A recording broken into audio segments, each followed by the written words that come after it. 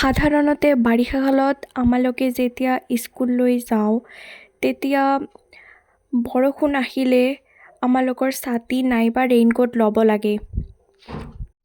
ছাতি লৈ স্কুল যাওঁতেও কেতিয়াবা আমাৰ গাটো তিতি যায় নাইবা আমালোকৰ বেগত থকা কিতাপখিনি তিতি যায় আৰু ৰেইনকোট ল'লে আমালোকৰ সময়খিনি নষ্ট হয়।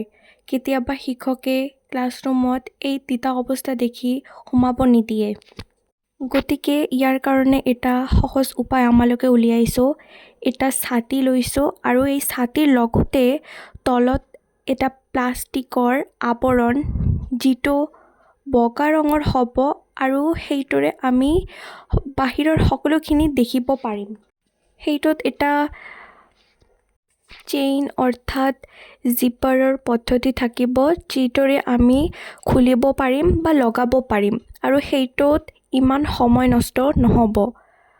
আৰু ইয়াত আমালোকৰ গোটেই শৰীৰটো সুৰক্ষিত থাকিব, কোনো পানী নপৰিব আৰু আমি তিতি বুৰি স্কুল যাব লগা নহ'ম।